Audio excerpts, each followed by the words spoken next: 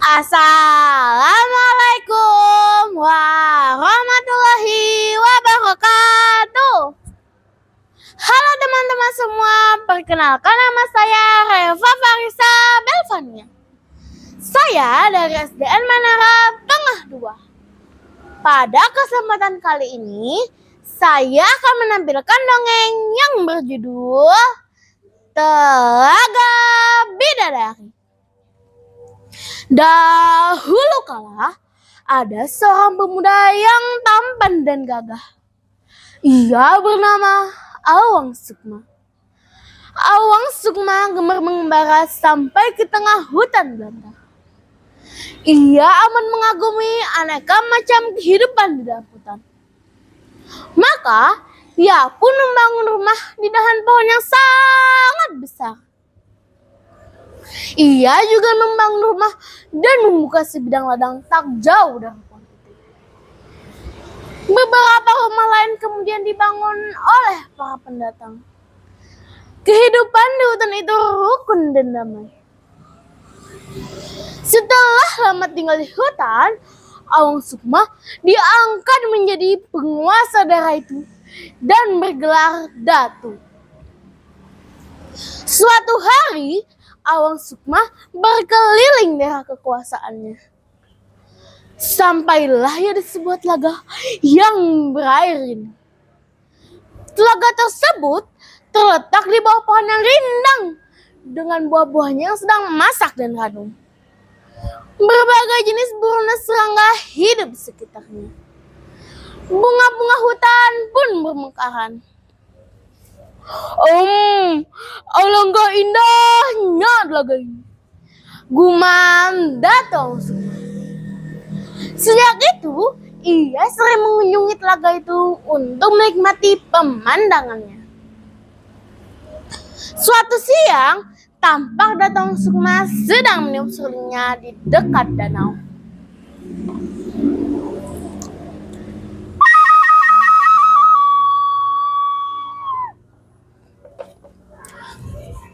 Angin yang bertiup sejuk menambah kenyamanannya duduk. Beberapa saat kemudian, dia menghentikan tiupan sulingnya. Ia mendengar suara rendah dari arah telaga. Di sela-sela celah batu, Datu Sukma mengintip ke arah telaga. Betapa terkejutnya Datu Sukma. Dilihatnya 7 gadis cantik sedang bermain air. Mungkinkah mereka para bidadari? Pikir Awang Sukma.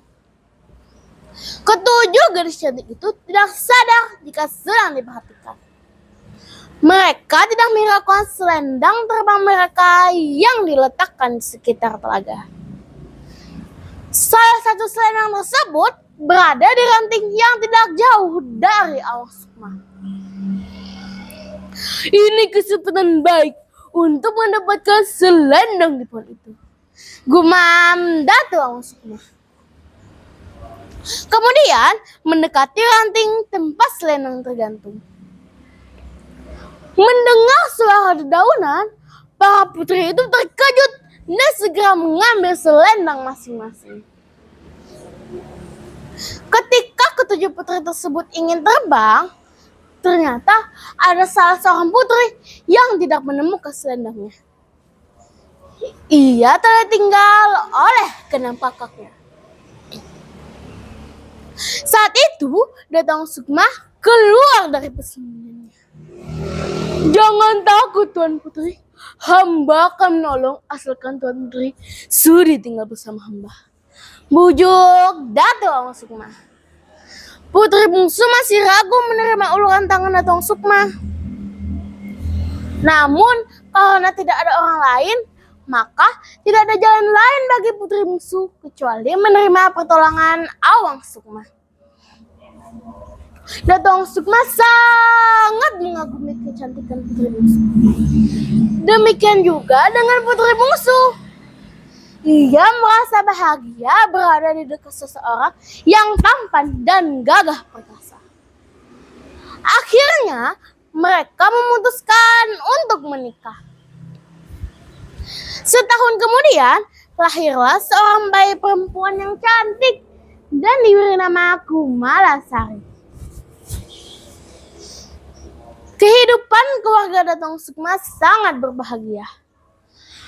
Datong Sukma menjadi semakin rajin mengerjakan ladangnya, sehingga padi di lumbungnya bertambah banyak. Pada suatu hari, seekor ayam hitam naik ke lumbung dan mengais padi. Putri bungsu berusaha mengusir ayam tersebut. Tiba-tiba matanya tertuju pada sebuah bunga bambu yang tergeletak di bekas kesan ayam. Dia menjadi penasaran. Apa isinya? Gumam Putri Bungsu. Ketika bumbung dibuka, Putri Bungsu terkejut. Ini selendangku, seru Putri Bungsu gembira. Selendang itu pun didekapnya erat-erat. Perasaan kesal dan jengkel tertuju pada suaminya.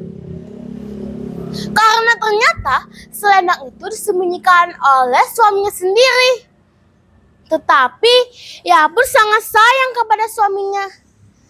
Kini saatnya aku kembali, katanya dalam hati. Putri Bungsu segera mengenakan selendang itu sambil menggendong bayinya.